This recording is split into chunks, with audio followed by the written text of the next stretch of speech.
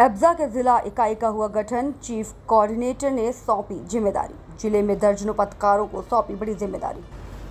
श्रवण Kumar Barabanki all India press journalist association की एक महत्वपूर्ण बैठक जनपद के राज कर्मचारी कार्यालय परिसर में जिला अध्यक्ष अशोक कुमार तिवारी की अध्यक्षता में संपन्न हुई, जिसमें मुख्य अतिथि के रूप में संगठन के नेशनल कोऑर्डिनेटर अनुराग एम सारथी व विशिष्ट अतिथि के रूप में राज्य कर्मचारी परिषद के जिला अध्यक्ष बाबूलाल वर्मा उपस्थित रहे।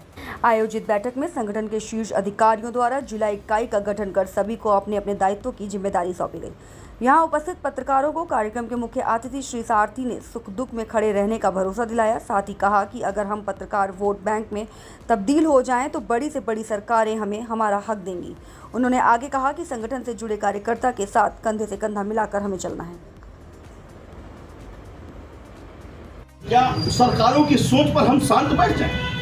आज मुझे दर्द है, सोचने की बात है आप सबको। साथियों, भाइयों बहनों, सोचने की बात यह है कि जितनी भी सरकारें आई पिछली 10-15-20 सालों में, सारे सरकारों ने कहा कि हम पत्रकारों को सुरक्षा करेंगे, लेकिन आपने देखा होगा कि लगातार पत्रकारों की हत्या का ग्राफ लगातार बढ़ता चला आया, पत्रकारों का शोषण लगातार बढ़ता चला आया, लेकिन किसी के पास कोई थीम ही नहीं है। थीम तो तब हो जब मन करे, भाव होगे तभी तो होगी ना थीम। थीम तो तभी बनती है जब हमारा मन करेगा। कोई थीम ही नहीं है, कोई विचार ही नहीं है, लगातार हत्याएं हो रही हैं, पत्रकारों का शोषण हो रहा है, कोई सोचने वाला नहीं, कोई करने वाला नहीं। हमारे एब्जा चेयरमैन माननीय रविंद्र मिश्रा जी ने योजना बनाई है, और वो योजना बनाने के लिए हम लोगों ने ताकत पैदा करने का काम किया। हवा में नहीं कि बस आ गए 4 लोग मीटिंग कर लिया, ऐसा नहीं है। हमने ताकत बनाने का काम किया है। वो ताकत इतनी बड़ी ताकत बनाई है, अभी उस पर भी प्रकाश डालेंगे कितनी बड़ी ताकत है। हम लोगों ने योजना बनाई, आप लोग नाश्ता भी करते हैं, हम लोगों ने योजना बनाई कि आप पत्रकारों के लिए कुछ नहीं कर दीजिए, आप दे नहीं सकते। आप कम से कम, भाई लगातार हत्याएं हो रही है, पत्रकारों का कोई सुरक्षा नहीं है, आप हर पत्रकार को गनर नहीं दे सकते, लेकिन कम से कम सब्सिडी युक्त लाइसेंसी असलहे तो उपलब्ध करा सकते हैं। अगर हमारे वोट में तमंचा लगा होगा, कोई दुर्दांत अपराधी हमें मारने चला आएगा, तो कम से कम हम उसको डर तो होगा ही यार, ऐसा ना हो रिपीट कार्रवाई कर दे। सुरक्षा का प्रयास, सुरक्षा तो प्रयास, मैं भाई वैसे तो जेल में इंदिरा गांधी चली गई, लेकिन मैं ये जरूर दावा करता हूँ 100% तो नहीं, लेकिन 80-85% पत्रकारों की हत्याएं रुक जाएंगी। 100% ये गारंटी है हमारी कि 85% पत्रकारों की हत्याएं रुक जाएंगी। केवल आप और आपके पास से जाना क्या है, सरकार के पास से क्या जाना है? भाई कारतूस मैं अपने पैसे से खरीदूंगा, असला मैं अपने पैसे से खरीद रहा हूँ, दागूंगा तो अपने पैसे से, क्राइम करूंगा तो मैं जेल जाऊंगा। आपके पास से क्या जाना है? किसी भी हत्या का आई कार्ड लगे, पत्रकार का आई कार्ड लगे, डीएम को 24 घंटे के अंदर उसको लाइसेंस दे देना चाहिए।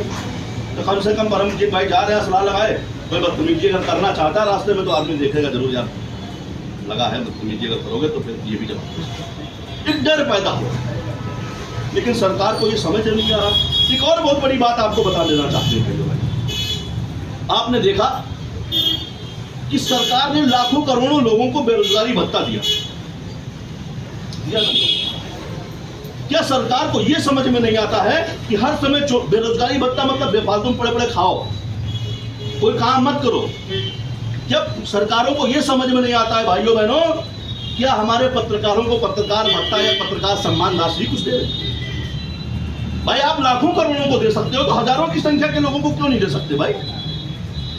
भाई अगर 2,000-5,000 रुपया, हमारे 5,000 रुपया अगर हमारे पत्रकार को पत्रकार भत्ता के नाम पर, पत्रकार सम्मान राशि के नाम पर मिलने लगे, मुझे लगता है कि पत्रकार बहुत तो करोड़पति नहीं हो जाएगा, लेकिन बेसिक चीजें जरूर मेंटेन हो जाएंगी। एब्जा चेयरमैन माननीय रविंद्र मिश्रा जी इन सब चीजों पे काम कर रहे हैं। मूलभूत आवश्यकताओं, हम पत्रकारों के लिए लड़ रहे हैं, हम पत्रकारी समस्या में खड़े हो रहे हैं, ये तो मेरा काम है। समस्या है तो वहां जाना ही है, लेकिन वास्तव में जो मेरा संगठन का मूल उद्देश्य है, वो मूल उद्देश्य हमारी मूलभूत आवश्यकताओं का है। आप बताओ, हमारे बच्चे सीएमएस में जब पढ़ने जाए 20,000 रुपये महीना फीस हम कहाँ से लाएं? हम सवेरे मोटरसाइकिल उठाते हैं, 2,000 रुपये का पेट्रोल, 100 रुपये का पेट्रोल डलाते हैं, सोचते दिन भर में 2,000 रुपये कहीं से मिल जाए परिवार से। क्या हमारे बच्चे भी ऐसा ही करें? भाई अगर हम उनको अच्छी शिक्षा नहीं दे पाएंगे भाइयों बहनों, तो मेरे बच्चे क्या करेंगे? हमारे चेयरमैन एफजा माननीय रविंद्र मिश्रा जी ने सरकार से निवेदन किया कि आप कुछ नहीं कर सकते तो कम से कम सब्सिडी युक्त शिक्षा ही दे दीजिए, हमारे प्राथमिकता ही दे दीजिए। अच्छे स्कूल में एडमिशन के लिए आप पत्रकार आई कार्ड लगा के जाए तो कम से कम उसके बच्चा अच्छे स्कूल में अच्छे ढंग से एडमिशन हो जाए सरलता से, लेकिन वो भी कुछ नहीं। यानी कि चौथा स्तंभ हम हैं, सिर्फ बेवकूफ बनाया जा रहा है कि आप बताइए ये आवश्यकताएं हमें है कि नहीं? हमने सरकार से ये नहीं कहा कि आप हमें सब कुछ दान दे दो, आप बेरोजगारी भत्ता बांट करके आप दान दे रहे हो। हमने सब्सिडी मांग ली, आप कुछ नहीं कर सकते, हमारे आई कार्ड पे आप हमें दीजिए ना, कम से कम जो आप भाई हम पेट्रोल जो डलाते हैं कवरेज करने जा रहे हैं, हम मोटरसाइकिल में पेट्रोल डलाते हैं कवरेज के लिए, पूरा कवरेज में चला जा रहा है, आप पूरा न कर दीजिए। लेकिन राज्य सरकार केंद्र सरकार जो हमसे बेनिफिट ले रही है टैक्स के नाम पर, कम से कम वही छोड़ दें। तो 100 रुपये में पेट्रोल सबको मिलती, 50 में आपको मिलने लगेगी, तब लगेगा कि हम पत्रकार हैं। इनको कहे के पत्रकार है भाई, कहे कि पत्रकार है, कहे के पत्रकारिता है। केवल डाकिया हो गए, डीएम साहब ने खबर बता दी, चले जाओ ये लगा दो जाके, उनकी खबर आ गई वो लगा दो। कोई व्यक्ति इन विषयों पर बात करना नहीं चाहता। भाइयों बहनों, इस चीज पर गंभीरता से सोचने की जरूरत है। अगर हम नहीं सोचेंगे तो निश्चित ये मान लीजिए कि आने वाले समय में पतन है हमारा। हमारे पूर्वजों ने पत्रकारिता को इतना सशक्त करके दिया था जिसकी मलाई हम सब काट रहे हैं, नहीं काट रहे हम सब पर। और अगर हम पत्रकारिता को कमजोर कर जाएंगे, हम नहीं सोचेंगे, तो हमारे बच्चे गाली देंगे कि नहीं देंगे गाली? यार हमारे पूर्वजों ने क्या किया, हमें इन सब चीजों पर सोचने की आवश्यकता है, हमें इन पर काम करने की आवश्यकता है। और ये सारी बातें होंगी कब? जब हमारा एक व्यक्ति सदन में पहुंच जाएगा। नहीं तो आज क्या होता, सदन तक आवाज ही नहीं जा रही, हम फटकते फटकते मर जा रहे हैं, मेढक की तरीके से सर पटक रहे हैं, मर जा रहे हैं, लेकिन हमारी आवाज न सुनने वाला है न कोई कहने वाला है। अब हमने सरकार से निवेदन किया, 10 साल से निवेदन करते चले आए, लेकिन अभी सरकारों के कानों में क्यों नहीं लेगा है? हम साम दाम दंड भेद, हम पत्रकार साम दाम दंड भेद से वो ताकत पैदा कर देंगे कि हमारा एक व्यक्ति सदन में पहुंच जाए, और जिस दिन एक व्यक्ति हमारा सदन में पहुंच गया उस दिन ये सारी समस्याएं। आप बताइए, आप विधायक तो सांसद, कार्यपालिका, न्यायपालिका, विधायिका, तो तीनों को आप टोल टैक्स में छूट देते हैं। हमारा पत्रकार का आई कार्ड पे आप टोल टैक्स में छूट क्यों नहीं दे रहे? क्यों नहीं दे रहे भाई? वो भी तो चौथा स्तंभ है, वो भी तो समाज के लिए जूझ रहा है। आप गाड़ी घोड़ा डीजल पेट्रोल सब दे रहे कार्यपालिका, न्यायपालिका और विधायिका को, लेकिन हमारे पत्रकार साथी को आप कुछ नहीं दे रहे हैं। तो कम से कम जो आप ले रहे हैं वही छोड़ दीजिए। तो कितने भाई अरबों करोड़ों का नुकसान हो जाएगा पत्रकारों का, कौन सी आफत आ जाएगी? लेकिन सोच नहीं रही सरकार। उसको मालूम है भाइयों बहनों कि चुनाव के समय पत्रकारों को छोटे छोटे विज्ञापन में मैनेज करना। मैं आज सिर्फ एक गुजारिश करने आया हूं आप सबसे, एक कि जो पत्रकार साथी अलग थलग रहे हैं ना, ये वोट बैंक बनी है।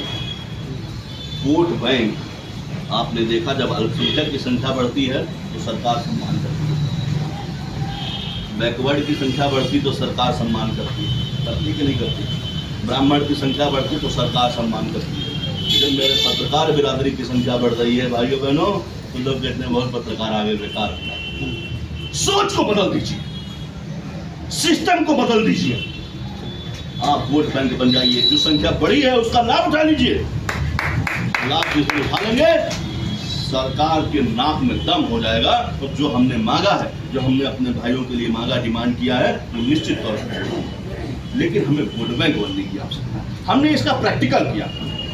मैं कार्यक्रम में था लहरपुर में, आप सुना होगा, बगल में महमूदाबाद के बगल में लहरपुर में एक कार्यक्रम में था। विधायक जी वहाँ बैठे थे मंच पे, मैं था कार्यक्रम अध्यक्ष, मैं था चीफ गेस्ट होते। जितने भी कार्यकर्ता एफजा से जुड़े सब कार्यक्रम में थे। लगभग 185-90 लोग हमारे पास केवल लहरपुर क्षेत्र में जुड़े हुए हैं। समझने वाली बात है मित्रों, 185-90 लोग हमारे पास केवल लहरपुर में जुड़े, तहसील। विधायक जी बैठे थे, मैंने पूछा भाई सभी साथियों से, हमने कहा ये बताइए पत्रकार साथी, आप जब चुनाव आता है तो आप जब विज्ञापन लेते हैं सपा से, तो क्या सपा को वोट देने का विज्ञापन लेते हैं या खबर लगाने का या विज्ञापन छापने का? तो मैं साहब विज्ञापन छापने का। हमने कहा लेकिन लोगों का ये सोच हो जाता है कि नहीं, विज्ञापन दिया है तो हमने खरीद लिया, पूरा परिवार का वोट अब हमें ही मिलेगा। आप सपा से, बसपा से, भाजपा से, कांग्रेस से, सबसे विज्ञापन लीजिए भाइयों बहनों, लेकिन जब चुनाव आए तो एकजुट हो जाइए, एक मंच पे आ जाइए, तय कर लीजिए हमें किसको जिताना है और किसको हराना है। अब हमने पूछा, विधायक जी सामने बैठे थे, हमने कहा 185 लोग हमारे पास हैं, क्या एक पत्रकार दुनिया भर को छोड़ यहाँ पर परमजीत भाई बैठे, क्या ये परमजीत भाई इतने दिन से पत्रकारिता करते हैं? क्या भैया जरा सोचिएगा थोड़ा सा, 5 मिनट का मैं समझ लूंगा, तो 5 मिनट का समझ लूंगा।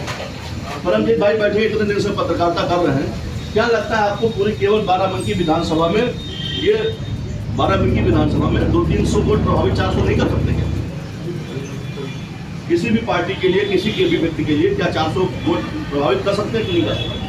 इधर से हम कहते 200%। मैंने विधायक जी से पूछा, हमने कहा ये एक व्यक्ति, एक पत्रकार सम्मानित संविधान का अंत भी 200 वोट आप रख लीजिए, प्रभावित कर सकता है। आप गिन लीजिए 185-90 लोग हैं यहाँ है। हमने कहा 2 दूनी 4, यानी 40,000 वोट आपकी विधानसभा में हमारे पास आ गया प्रभावित करने लायक। बात नहीं मानोगे तो विधायक नहीं बनने दूंगा। विधायक जी खड़े हो गए और तुरंत पत्रकारों को प्रणाम करने लगे। गणित ही नहीं मालूम थी कि गणित क्या है। 200 लोग, 2 दूनी 4, 200 गुने 200 कितना हुआ? 40,000 ना, 40,000 तो ऐसे तो 40,000 वोट जिस विधानसभा में पत्रकार प्रभावित करने लगे, किसकी औकात है? हमारी बात नहीं मानेगा विधायक जी। जो बताइए मांग हम रखने जाए कि पूरी हो, ये मेरी गारंटी नहीं, मैं करूँगा। ये खौफ पैदा कर देना है प्रशासनिक अधिकारियों में, नेताओं के अंदर, कि हम केवल कलम से नहीं मानेंगे, क्योंकि नेताओं को कलम का कोई